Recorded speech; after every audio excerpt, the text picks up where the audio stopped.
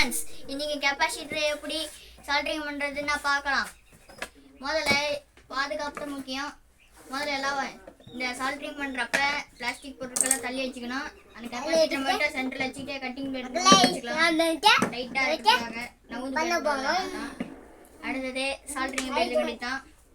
Soldering கம்பி தேவைப்படுற அளவுக்கு கட்டரை வச்சு கட் பண்ணி எடுத்துக்கிறேன். நான் நீங்கள் கட் பண்ணாலும் சரி, கட் பண்ணாட்டி சரி.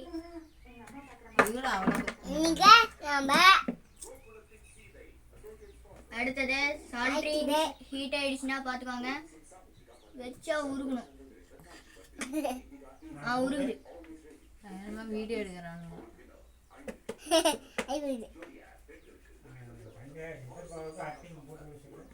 என்னன்னு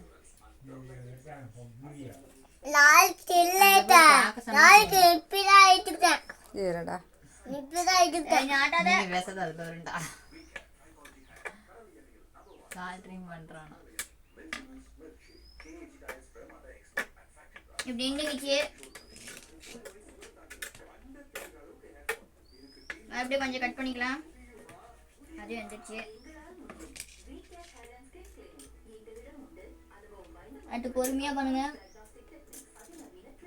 எக்ஸ்ட்ரா கம்பி இருந்தா உடனே அதை கட்டரை வச்சு கட் பண்ணி எடுத்துடலாம்.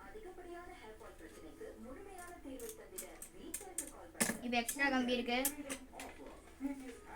அதே எடுத்துட்டு போய் இந்த சால்ட்ரு கம்பியில சால்ட்ரிங்ல வந்துட்டு பண்ணிக்கலாம்.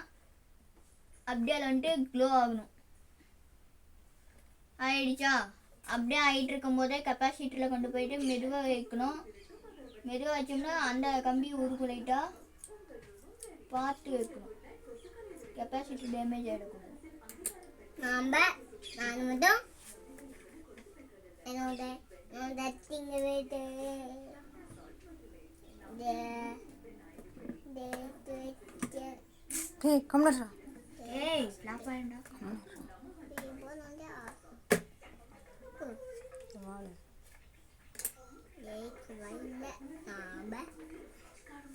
என்ன பண்ண போயின்னா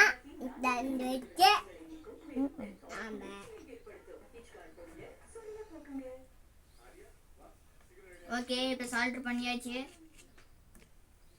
கொஞ்சம் ஆட்டும் பிடிங்க போகுது. இப்போ கெப்பாசிட்டரில் வந்து எடுக்கலாம் கம்பியை. பண்ணாதீங்க, இந்த மாதிரி டேபிள் யூஸ் பண்ணாதீங்க. சின்னதாக நீங்களே ஸ்டாண்டு செஞ்சுக்கலாம். அது எப்படின்னு அடுத்த வீடியோவில் சொல்கிறேன்.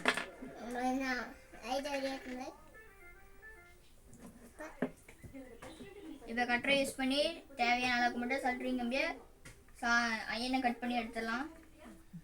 கட் பண்ணி எடுத்துட்டு ரெண்டையும் மீடியமாக கட் பண்ணிக்கலாம். அவ்வளோதான், இப்போ அழகாக சால்ட்ரு ஆகிடுச்சு. இப்போ வந்துட்டு ஒயர் கனெக்ஷன் கொடுத்தீங்கன்னா கெப்பாசிட்டர் ஒர்க் ஆகும். கெப்பாசிட்டர்னா 10 செகண்ட், ஒரு 2-3 செகண்ட்லேயே உடனே சார்ஜ் ஏறிடும். அந்த சார்ஜ் ஏறி ஒரு எலக்ட்ரானிக் சிஸ்டம் ஆஃப் ஆன பிறகு ஒரு 10 நிமிஷம், 2-3 செகண்டுக்கு வந்துட்டு இதை மூலியமா பவர் கொடுக்க முடியும். அதனால தான் இந்த சின்ன சின்ன லைட்டு அதுக்கெல்லாம் யூஸ் பண்ணிக்கலாம். ஓகே, லைக் ஷேர் பண்ணுங்க, லைக் பண்ணுங்க.